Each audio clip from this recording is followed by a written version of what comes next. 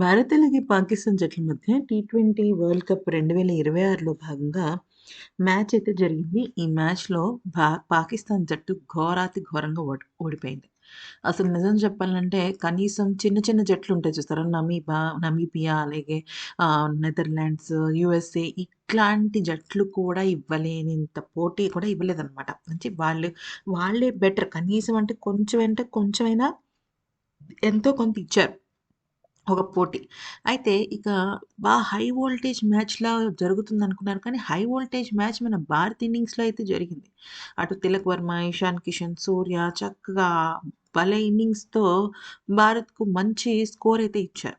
కాకపోతే ఆ తర్వాత విషయమే ఊహించని విధంగా మారిపోయింది. అదేంటి అంటే భారత్ అలాగే పాకిస్తాన్ జట్ల మధ్య మ్యాచ్ ఇంత ఘోరంగా పాకిస్తాన్ జట్టు ఓటమి పాలవ్వడంతో ఇప్పుడు పాకిస్తాన్ దిగ్గజాలకి నోట్లో నుంచి మాట రావటం లేదు.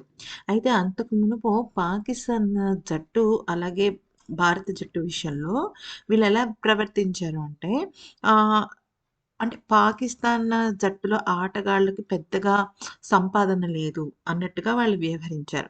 అయితే భారత జట్టు ఆటగాళ్ళకి చాలా అద్భుతమైన సంపాదన ఉంది. సో, వాళ్ళు అలాగే వ్యవహరిస్తారు అన్నట్టుగా కూడా మాట్లాడారనమాట. అయితే ఇక్కడ మనం గమనించాల్సిన విషయం ఏంటంటే షోయబ్ అఖ్తర్ వ్యాఖ్యానిస్తూ ఏమన్నాడంటే, అసలు పాకిస్తాన్ జట్టు చాలా నీచమైన పరిస్థితుల్లో ఉంది. ఎందుకనంటే ఆ జట్టును ఎవరైతే అధ్యక్షత వహిస్తున్నారో వాళ్ళు చాలా చెత్తగా వ్యవహరిస్తున్నారు. ముఖ్యంగా షోయబ్ అఖ్తర్, మెహంజీ నఖ్వీ ఉన్నాడు కదా! ఇతన్ని ఉద్దేశిస్తూ చెప్పాడనమాట. ఆటగాళ్ళకి సరైన శిక్షణ ఉందా? లేదా? కోచ్‌లు సరిగ్గా పనిచేస్తున్నారా? లేదా?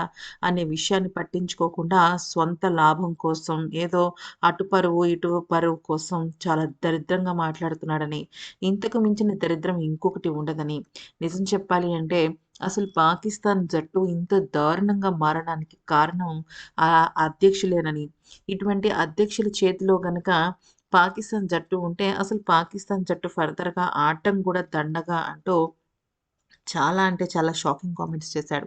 అసలు పాకిస్తాన్ జట్టులో కనీస పోరాట పటిమ కూడా లేదని, వాళ్ళకి నచ్చినట్టు వాళ్ళకి తోచినట్టు వాళ్ళు ఆడుతున్నారని, ఎక్కడా కూడా ఆడాలి, గెలవాలి అన్న ఒక జీల్ కూడా ఎక్కడ కనిపించట్లేదు అంటూ పెదవి విరిచాడు. ఇలా అయితే అసలు మ్యాచ్ ఆడకుండా వీళ్ళే బ్యాన్ చేసేసుంటే సరిపోయి ఉండేది. అంటే షోయబ్ అఖ్తర్ ఏమంటున్నాడంటే, వీళ్ళు ఆడలేకపోతున్నారు. ఆడలేకపోవటం వల్ల భారత్‌తో పాకిస్తాన్ మేము బాయ్‌కాట్ చేస్తున్నాం అంటూ మాట్లాడారు. నిజంగా అలా బాయ్‌కాట్ చేసున్నా బావుండేది. ఏ గొడవ ఉండేది కాదు అంటూ పేర్కొన్నాడు. ఇక ఆ తర్వాత షాహిన్ ఆఫ్రిది అయితే ఎంత ఓవర్ యాక్షన్ చేశాడంటే అంత ఓవర్ యాక్షన్ అన్నమాట. నిజం చెప్పాలి అంటే దారుణమైన ఓవర్ యాక్షన్. ఇంకా ఏమంటున్నాడంటే, ఈ షాహిద్ అఫ్రిది ఉన్నాడు కదా! అయితే తినేమంటున్నాడంటే, పాక్ పునాదులు కదిలించేలాగా మ్యాచ్ అంతా కూడా దరిద్రంగా ఆడారు. 61 పరుగుల ఘోర పరాజయం పాలైంది. ఈ ఓటమి అనేది కేవలం మ్యాచ్ ఫలితం కాదు. పాకిస్తాన్ జట్టు అధఃపాతాళంలోకి వెళ్ళిపోతోంది అని చెప్పడానికి నిదర్శనం. అయితే ఇక ఈ క్రమంలో దాదాపుగా పాక్ బ్యాటర్లు చేతులెత్తేశారు 176 పరుగులకే. నిజానికి అదేమి 200 చిల్లర పరుగులు కూడా కావు. అయితే ఇక బాబర్ అజమ్, షాహిన్ అఫ్రిది వంటి దిగ్గజాల పైన తీవ్ర విమర్శలు రావడమే కాకుండా వారిని జట్టు నుంచి తీసేయాలని విమర్శిస్తున్నారు. అయితే దీనిపైన మాజీ కెప్టెన్ షాహిద్ అఫ్రిది వ్యాఖ్యానిస్తూ ఏమన్నాడంటే, జట్టు ఎంపికలో నా చేతిలో అధికారం ఉంటే బాబర్ అజమ్, షాదాబ్ ఖాన్, షాహిన్ అఫ్రిదిలను వెంటనే జట్టు నుంచి తప్పించేవాడిని. వారికి ఇప్పటికే చాలా అవకాశాలు ఇచ్చాం. కానీ కీలక సమయాల్లో వాళ్ళు పదే పదే విఫలమవుతున్నారు. ఇది అస్సలు కరెక్ట్ కాదు. ఇక సీనియర్లు ఫలితాలను ఇవ్వనప్పుడు బెంచ్‌పై ఉన్న యువకులకు ఎందుకని అవకాశం ఇవ్వకూడదు అనేదే నా క్వెషన్. బాబర్ అజమ్ జట్టుకు భారంలా మారాడనే అర్థం వచ్చేలాగా వ్యాఖ్యానించాడు. అయితే ఇక పాకిస్తాన్ మాజీ ఆటగాడు జావేద్ మియందాద్ మాట్లాడుతూ పెద్ద మ్యాచుల్లో ఆటగాళ్లకు ఉండాల్సిన క్యారెక్టర్ పాక్ క్రికెటర్‌లో కనిపించటం లేదు. టీమ్ మేనేజ్మెంట్ తీసుకున్న 6 స్పిన్నర్ల నిర్ణయం కూడా ఘోర తప్పిదం అంటూ చెప్పుకొచ్చాడు. మరో మాజీ కెప్టెన్ మహమ్మద్ యూసఫ్ అయితే పాక్ క్రికెట్‌లో రాజకీయాలు, అలాగే వ్యక్తిగత ఈగోలు, ఎజెండాలు మాత్రమే ఉన్నాయని, ఇంకా ఏమీ లేవని, అందుకని ఇంత దుస్థితి వచ్చిందంటూ చెప్పుకొచ్చాడు. బలహీన జట్ల పైన గెలిచి గొప్పలు చెప్పుకోవడం కాదని, భారత్ లాంటి జట్టు పైన గెలిచినప్పుడే సత్తా తెలుస్తుంది అంటూ ఇక బాబర్ అజమ్, షాహీన్ ఆఫ్రిది ఇలాంటి వాళ్ళని మీద చాలా ఎక్కువగా దుమ్మెత్తిపోస్తున్నారనమాట. అయితే ఇక బాబర్ అజమ్‌ను విరాట్ కోహ్లీతో పోల్చడం పైన మండిపడ్డాడు వాసిం అక్రమ్. కోహ్లీ తన వారసత్వాన్ని తానే నిర్మించుకున్నాడు. కానీ బాబర్ మాత్రం ఒక్క మ్యాచ్ కూడా గెలిపించలేకపోతున్నాడు. మీరొక సూపర్ స్టార్‌ని తయారు చేశారు. కానీ అతడికి మ్యాచ్ గెలిపించే సత్తా లేదు అంటూ దుమ్మెత్తిపోశాడు. పీసీబీ చైర్మన్ మెహసిన్ నఖ్వీని కూడా అసమర్థుడు అంటూ అటు అఖ్తర్, ఇటు వాసిం అక్రమ్ ఇద్దరు కూడా వ్యాఖ్యానించారనమాట. అసలు మెహసిన్ నఖ్వీ వల్లే మొత్తం అంతా దారుణంగా మారిపోయింది అంటూ చెప్పుకొచ్చాడు.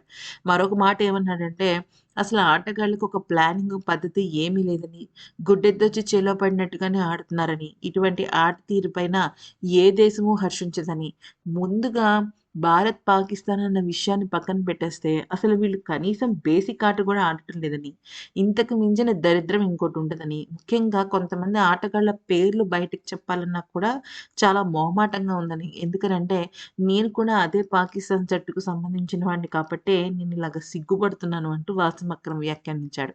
అయితే టీ20లో రోహిత్, అలాగే కోహ్లీ లాంటి దిగ్గజాలు దూరమైతే అసలు ఈ జట్టు నిలబడుతుందా అని అనుకునేవాడిని. కానీ భారత జట్టు ఎప్పుడూ కూడా కొన్ని స్టాండర్డ్స్‌ని, విలువల్ని మెయింటైన్ చేస్తుందన్న విషయం స్పష్టమైంది. అదే విషయాన్ని బహుశా పాకిస్తాన్ జట్టు వాళ్ళు అర్థం చేసుకోవాలి అంటూ చెప్పుకొచ్చాడు. ఇక ఆ తర్వాత మహమ్మద్ రిజ్వాన్ వ్యాఖ్యానిస్తూ ఏమన్నాడంటే, పాకిస్తాన్ జట్టులో ఆట కన్నా రాజకీయాలు ఎక్కువయ్యాయి. ఎవరికి వాళ్ళు ఆటలో ఉన్న లోపాన్ని గుర్తించి ఆటగాన్ని మెరుగుపరిచే దిశగా ప్రయత్నించటం లేదు.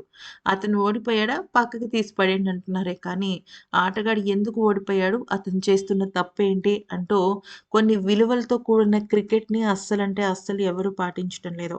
తద్వారా మంచిగా ఆడుతున్న ఆటగాళ్ళందరూ కూడా జట్టు నుంచి బయటకెళ్ళిపోతున్నారు. ఇక చిన్న చిన్న బచ్చా ఆటగాళ్ళు పెద్ద పెద్ద ఐసీసీ టోర్నమెంట్స్‌లో అనుభవం లేక చేతులెత్తేస్తున్నారు. అందులోనూ భారత్ లాంటి అతి పటిష్టమైన జట్టు ముందు ఎవరైనా మోకరిల్లాల్సిందే. ఇక కొంతమంది ఆటగాళ్ళు సీనియర్లు ముఖ్యంగా జూనియర్‌లను కొద్దిగా గైడ్ చేయాలి. అసలు సీనియర్‌లే సరిగ్గా ఆడనప్పుడు జూనియర్‌లు ఏమాత్రం రాణిస్తారనే విషయం పైన నాకైతే క్లారిటీ లేదు. మొత్తానికైతే మాత్రం భారత జట్టు చాలా అద్భుతమైన పోరాట పటిమని చూపించింది. నిజం చెప్పాలంటే వాళ్ళందరిలో ప్రతి ఒక్కళ్ళు ఒక పోరాట యోధులే ఉన్నారు. వాళ్ళ ఈ వాళ్ళ వీరత్వం ముందు నిజం చెప్పాలంటే ఏ జట్టైనా సరే భయపడాల్సిందే. 5 టీ20 మ్యాచ్‌లు ఆడిన న్యూజిలాండ్ జట్టు సైతం భారత్‌కు ఒక పెద్ద నమస్తే కొట్టింది. అలాంటిది అస్సలు ప్లానింగ్ లేని పాకిస్తాన్ జట్టు ఏం ఆడుతుంది అంటూ ఇక దిగ్గజాలు ఒకళ్ళు కాదు ఫ్రెండ్స్, ఇద్దరు కాదు. మొత్తం పాకిస్తాన్ జట్టుకు సంబంధించిన వాళ్ళందరూ క్యూ కట్టి మరీ తిట్టడం మొదలెట్టారు. అందులోనూ పాకిస్తాన్ జట్టును తిడుతూనే ఉన్నారనమాట. సో, పాకిస్తాన్ దేశమే అది. తీరం దాటాక తెప్ప తగిలేసెలగం. ఇక ఇంజమామ్ గూడా అదే మాట. భారత బౌలర్లు చాలా రాణించారు. అసలు పాకిస్తాన్ బౌలర్‌లకి ఆటే రాదు అంటూ వ్యాఖ్యానించాడు.